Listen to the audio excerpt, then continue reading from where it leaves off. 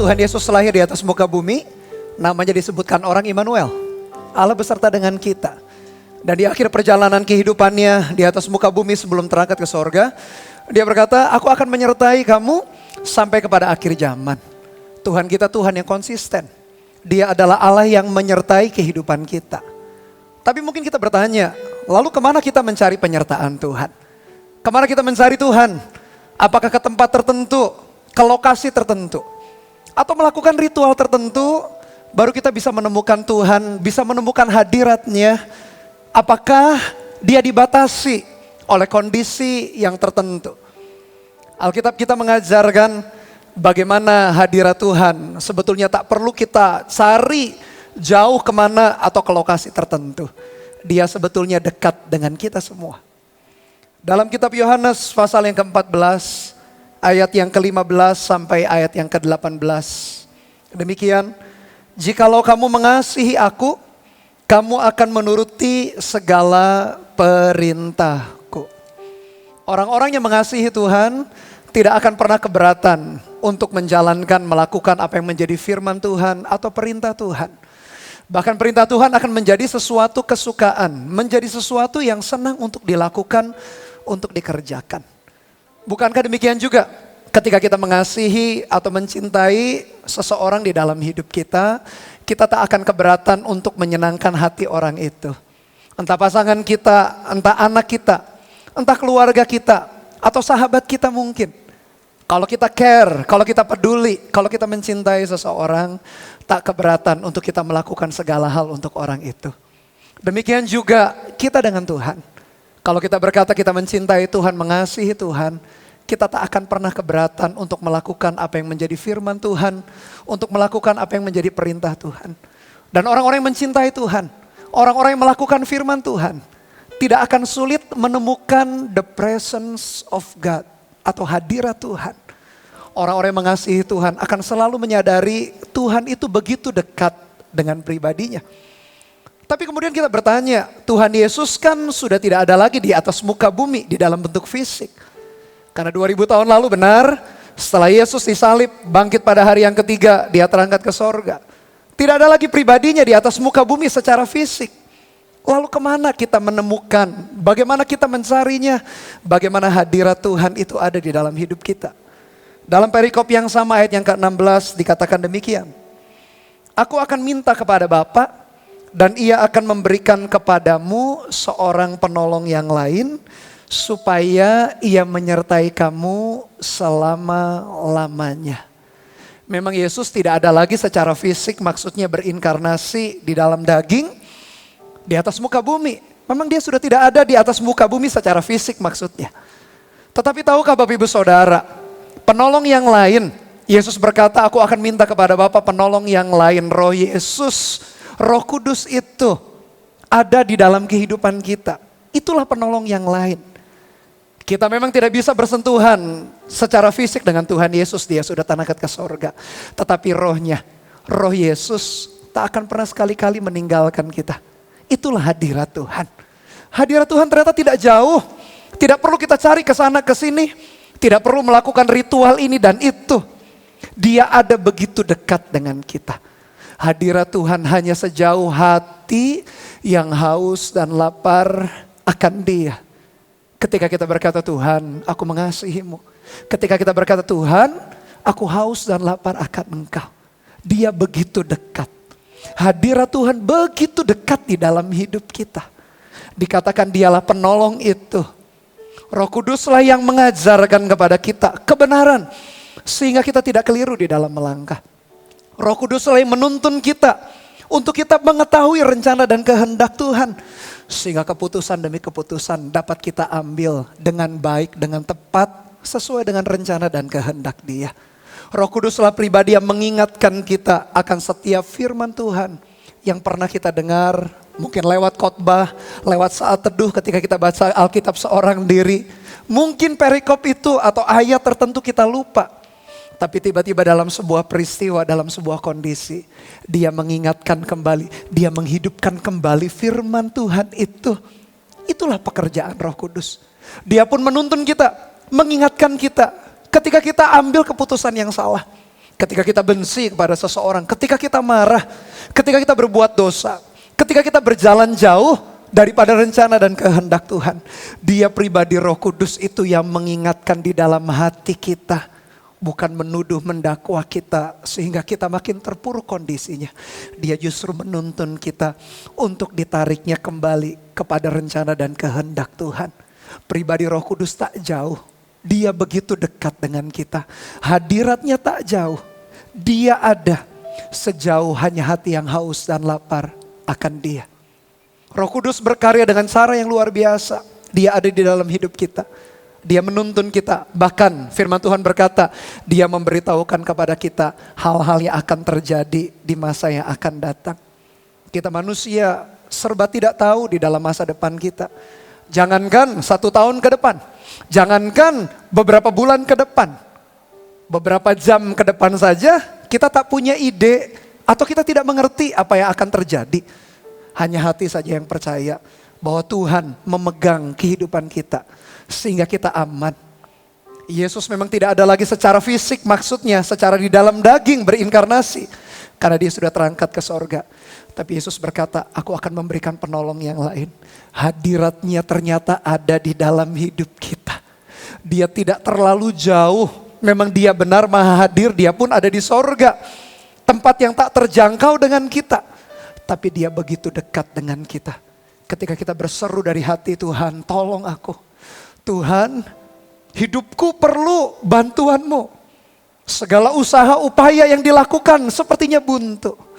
Sejauh itu, bahkan sedekat itu, Dia mendengarkan jeritan hati kita. Dan Dia menjawab. Dikatakan Dialah penolong kita. Dialah yang memimpin, tapi menghibur. Dialah yang memberikan kuasa, tetapi mengangkat kehidupan kita. Supaya kita terus bisa berjalan di dalam kehendak Tuhan. Sekali-kali Dia tak pernah meninggalkan dan membiarkan kehidupan kita. Dikatakan ayat yang ke-17 perikop yang sama. Yaitu roh kebenaran. Dunia tak dapat menerima Dia. Sebab dunia tidak melihat Dia dan tidak mengenal Dia. Tetapi kamu katanya mengenal Dia. Sebab Ia menyertai kamu dan akan diam di dalam kamu.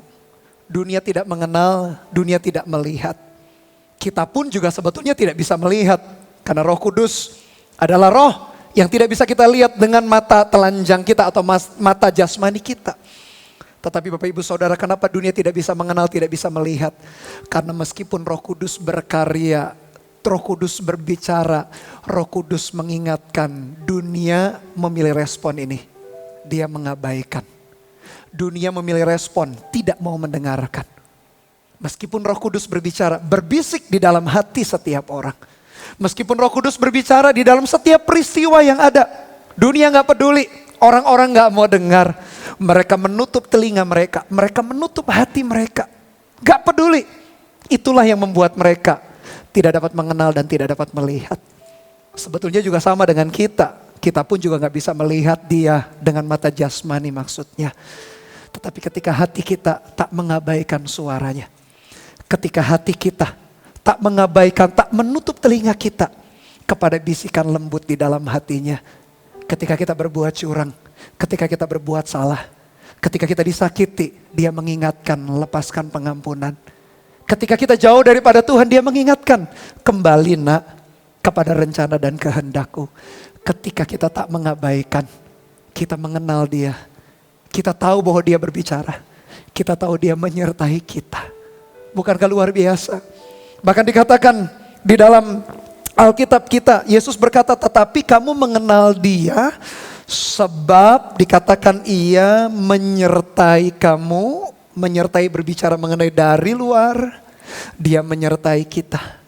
Dia gak sekali-kali meninggalkan kita. Dia gak pernah jauh dari kita. Menyertai berbicara mengenai kondisi dari luar. Hadirat Tuhan pun ada di luar kita. Tapi bukan hanya berhenti sampai di situ. Firman Tuhan, bahkan Yesus sendiri berkata, dan ini luar biasa, akan diam di dalam kamu. Hadirat Tuhan memang ada di luar kita. Dia menyertai. Dia menuntun kita bahkan dengan kuasa. Dia menyertai kita. Jangan takut, jangan kecut hati kita. Jangan patah arang, jangan putus asa. Bahkan lebih penting daripada itu juga, bukan hanya di luar dia menyertai, dan akan diam di dalam kamu. Bukankah sebuah kehormatan? Kita manusia yang fana, kita manusia ciptaan yang terbatas ini, Tuhan mau berkenan, roh yang sama yang menciptakan alam semesta, berkenan tinggal di dalam hati saya, hati saudara. Dia gak jauh, bukan Bapak Ibu Saudara? Siapa bilang hadirat Tuhan, the presence of God itu begitu jauh? Memang dia menyertai kita, tapi dia akan tinggal di dalam hati kita, di dalam hidup kita. Banyak orang mengabaikan, banyak orang tidak peduli, banyak orang tidak mau mendengarkan suaranya. Jangan demikian dengan kita, Bapak Ibu Saudara. Dengarkan suaranya berbisik dengan lembut di dalam hati kita. Dengarkan tuntunannya, dengarkan bagaimana dia menuntun kita di dalam seluruh kebenaran. Hadiratnya bukan hanya melingkupi kehidupan kita di luar, hadiratnya ada di dalam hati kita. Sehingga kita menjerit, bahkan bukan hanya menjerit dengan suara keras, bahkan ketika kita berbisik pun dia mendengarkan kita. Ayat yang ke-18, aku tidak akan meninggalkan kamu sebagai yatim piatu. Aku datang kembali kepadamu. Yatim piatu secara manusia, tak punya ayah, tak punya ibu secara fisik, secara jasmani, adalah sesuatu yang kurang, bukan? Kalau kita tidak punya orang tua, atau orang tua kita mungkin sudah meninggal dunia, kita tahu bahwa ada sesuatu yang rasanya kurang. Tetapi orang tua secara fisik jasmani bisa digantikan oleh peran saudara, oleh keluarga besar, oleh keluarga rohani. Tapi kalau kita yatim piatu secara rohani, tak bisa digantikan dengan siapapun, dengan apapun juga. Kita berpikir kekosongan dalam hati kita bisa kita penuhi dengan pencapaian, dengan prestasi, dengan kekayaan. No. Tak bisa. Kekosongan di dalam hati kita diisi oleh apapun juga. Yatim piatu secara jasmani pun merupakan sesuatu yang rasanya kehilangan atau kekurangan, yang sesuatu yang berharga. Apalagi yatim piatu secara rohani. Bahkan yatim piatu secara rohani tak bisa digantikan oleh apapun juga. Tapi Yesus berjanji, meskipun Yesus sudah tidak ada lagi secara fisik, maksudnya di atas muka bumi, di dalam daging, tapi roh yang sama, roh Yesus ada dalam hati kita, ada dalam hidup kita. Tak pernah kita ditinggalkan sendirian. Tak pernah di antara kita, seorang pun di antara kita. Bahkan kita pun yang merasa jauh. Bahkan kita pun yang merasa kotor. Kita pun yang merasa najis. Kita pun yang merasa bersalah. Kita pun yang merasa jatuh bangun di dalam dosa. Kita pun yang merasa sudah mengecewakan hati kita. Tak ada seorang pun yang dia tinggalkan, yang tidak dibiarkannya begitu saja. Dia selalu merangkul kita. Dengarkan suaranya, dengarkan bisikannya. Karena dia menyertai kita. Tak ditinggalkannya kita sebagai yatim piatu rohani. Dia ada dengan kita. Dia begitu dekat. Itulah the presence of God. Yesus lahir, dia dikatakan, disebutkan Immanuel, Allah beserta dengan kita. Sebelum dia terangkat, dia berkata, aku akan menyertai kamu senantiasa sampai kepada akhir zaman. Bagaimana dia menyertai kita? Bagaimana the presence of God? Di mana kita cari hadiratnya? Hadirat Tuhan. Sejauh hati kita yang menjerit dan berseru, kita berkata, Tuhan, aku mengasihi Engkau. Tuhan, aku haus dan lapar akan Engkau. Sedekat itulah hadirat Tuhan. Sedekat itulah pribadi Tuhan. Jangan abaikan suaranya. Biarkan hidup kita selalu dipimpinnya, dituntunnya, dibawa masuk ke dalam rencana dan kehendak Tuhan. Kalau hari ini kita merasa jauh, datang kembali mendekat kepada Dia. Bisikan dengan lembut.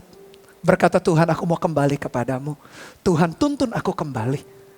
Bagi kita yang sudah merasa dekat, keintiman kedekatan dengan Tuhan, jangan puas. Teruslah berenang di dalam sungai kehidupan itu. Jangan hanya sebatas mata kaki. Jangan hanya sebatas lutut. Jangan hanya sebatas pinggang. Berenang di dalam hadirat Tuhan, maksudnya tenggelam di dalam hadiratnya. Hadiratnya bukan hanya di sekitar kita menyertai. Hadiratnya ada di dalam hidup kita.